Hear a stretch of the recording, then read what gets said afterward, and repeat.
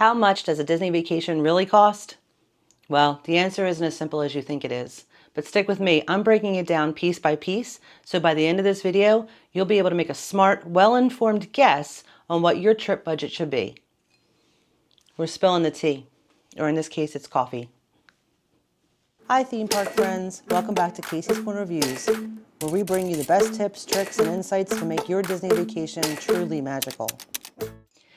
Here's the thing, no two Disney trips are the same, and no two trips cost the same either. Think of it like a big jigsaw puzzle. All the pieces look similar, but depending on how you put it together, the picture looks completely different. I'm talking about Walt Disney World in Florida today, but most of what I say also applies to Disneyland in California. Some doesn't. It's a little bit different. First up, your hotel. Disney has three main categories: value, moderate, and deluxe. Inside each, you'll find different room options that shift the price based on location, amenities, and extras. There are 5 value resorts. The most budget-friendly of those are the All-Star resorts: music, movies, and sports. These are motel style, the smallest rooms Disney offers, and start around $180 a night. That's during the slowest times of the year, like August, September, January, or February. But during spring break, summer, or holidays, expect closer to $200 a night. And Christmas week, that's the most expensive week of the year. Pop Century is also a value resort with similar rooms, but here there's a big difference. It's on the Disney Skyliner, giving you direct access to 2 parks. The convenience bumps pricing up to $220 to $300 per night depending on the season. Art of Animation, also on the Skyliner, has standard rooms in the same price range as Pop Century. But it's best known for its family suites, sleeping up to 6 guests with 2 bathrooms and a kitchenette. These start around $250 per night off-peak and climb to over $300 a night during peak season. We've got full videos on the channel of the All-Star Resorts as well as Art of Animation and the Skyliner Transportation. Check those out, the links are in the description. Next step up is those moderate resorts. These offer a little bit bigger rooms. Mostly they sleep 4 people, but some add a 5th sleeper option. The resorts include Caribbean Beach, Coronado Springs, and the 2 Port Orleans resorts, Riverside and French Quarter. The biggest difference between value and moderate is that the moderate resorts have themed pools with slides, a table service dining restaurant, and for the most part, more transportation options. Caribbean Beach is on the Skyliner. Port Orleans offers boat transportation to Disney Springs. However, Coronado Springs relies only on buses. Prices? You're looking at $300 plus per night off-peak and $400 plus during the busy times. Preferred rooms or special category rooms like that 5th sleeper are going to cost more. At the top tier, you have those deluxe resorts. These are the closest to the parks, offer the highest amount of amenities, have the biggest rooms, and have the biggest price tag. Standard rooms, those 2 queen options, start at around $500 per night, even during the slower times, and they can hit over $1,500 a night at peak season, depending on the resort and depending on the room category you choose. Deluxe resorts also house those Disney Vacation Club villas, the studios, plus 1, 2, or 3 bedroom options that have kitchens and laundries. In addition, you can also opt for club level service.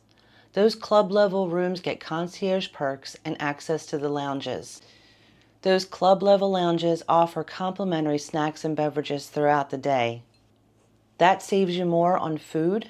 So if you look at it, you're paying more for your room, but you're going to be paying less for food. Fun fact, Coronado Springs, a moderate, is the only non-deluxe resort that also offers club level.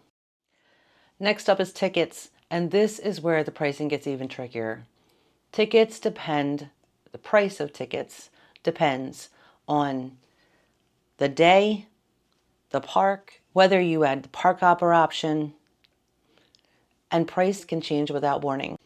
Here's how it generally works. A 1-day Magic Kingdom ticket could cost you $169, but a 2-day ticket might be $330 total. so the price per day drops slightly. The more days you add, the less you pay per day. Keep in mind, weekends cost more and your dates matter. A Friday to Monday trip will cost more in tickets than a Monday to Thursday stay that same week. And important, the ticket cost is per person. So the hotel price stays the same whether you have 2 or 4 guests, but ticket costs double with 4 people. And if you want to hop between 2 parks in the same day and add that park hopper option, that's going to cost you between $65 and $90 per ticket, depending on when you go. Disney also offers dining plans. Now, keep in mind, the dining plans are not built to save you money. They are a convenience. You're prepaying for your food before you go, but they are priced at those top tier prices for each individual credit you're going to get. Now, I'm not saying you shouldn't get the dining plan. I had 4 boys. When those guys were teenagers, that dining plan probably would have saved me money. Not only did they have huge appetites, but they had expensive tastes. But let's talk about the facts. The quick service dining plan starts at about $60 per adult and $25 per child. That's between the ages of 3 and 9. It includes 2 quick service meals, a snack, and a refillable resort mug. The regular Disney dining plan, however, is about $95 per adult and $30 for kids ages 3 to 9. That includes 1 quick service meal, 1 table service meal, and a snack, plus the refillable mug.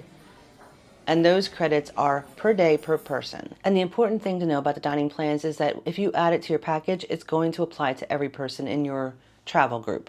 You can't just add it for one person. It has to be for everyone. So it's really important for you to sit down and figure out how much money is reasonable for you to spend on money. You know your appetites. You know your usual dining habits. So if you consider how much you would spend on the dining plan, factor in how much you would normally spend for food. Entree costs in Disney World for table service restaurants can start at around $20 an entree. Snacks, however, can range hugely, and what they consider a snack credit is also a large range. A cup of coffee is considered a snack credit for the dining plan. So if you want to make the most, you're going to grab those most expensive snacks that are included in the dining plan, because what you need to know is that not everything on the menu is included in the dining plan. Sometimes. Most of the time, yes. But sometimes you have a select few options. We have a video on the channel that breaks down our experience with the quick service dining plan. The link is in the description. So your next choice is whether or not to purchase Memory Maker. And Memory Maker is Disney's photo package. You'll see photographers all over the parks ready to snap your picture, and anyone can get their picture taken, whether you purchase Memory Maker or not. But if you purchase it, those photos will be downloaded to your app without watermarks. Everyone's photos are downloaded to the app once they scan their phone or their Magic Band with the photographer once they're taken. But if you have Memory Maker, your photos are downloadable immediately. You can add that to your package early, before 3 days before you leave, for $185. If you choose to purchase it after or while you're there, it will cost you more money. I believe the current pricing is about $200. All right, now we're going to talk about Lightning Lane Multipass, Single Pass, and Premier Pass. These are the optional paid-for services that allow you to skip the regular lines and use the Lightning Lane access. Pricing varies a lot. A multi-pass at Animal Kingdom might be just $17 per person, while the Premier option at Magic Kingdom could run you over $500 per person on a peak day. Now, what's the difference between the 3 options? The multi-pass is going to give you access to all of the participating attractions in multi-pass in that day at any of the parks. You have to start at one park, but you can use it for other parks that you visit during that day. Single Pass is for those extra popular rides that are not included in multi-pass, and they include things like Rise of the Resistance, Guardians of the Galaxy, Seven Dwarfs Mine Train. Each park has at least one of those attractions. Magic Kingdom has two, Tron and Seven Dwarfs. Premier Pass is Disney's, you pay this large amount of money for each person and you get to skip the lines or use the lightning lanes at every participating attraction without a reservation one time. And it's just one park. You can't hop to another park and still use it. We have videos. We have a video series on our channel right now of us visiting the parks without purchasing any of those extras and how it went for us in the middle of summer when it's particularly busy. So check those out.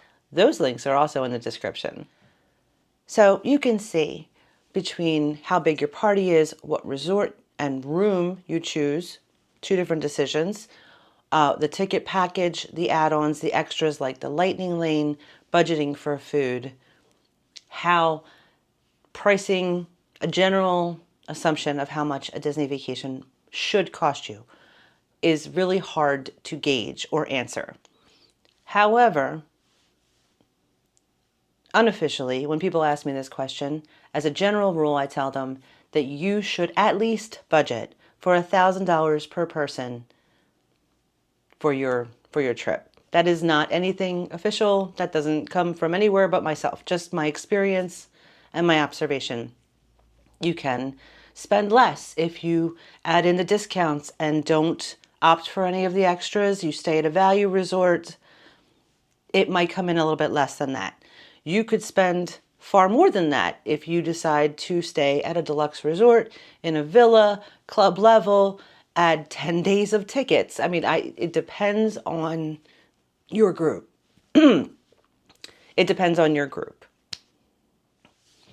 I hope this video helped you understand the different puzzle pieces that come into play when it comes to budgeting for your Disney trip. And if you're ready, you want to talk about planning a Disney trip, please reach out to me. I would love to help. I'm with Disney Vacations. The link is in the description. How many times can I say that in one video? Please check those out. They would just add to how much you know before you go when you check out those other videos. So until next time, see you in the parks.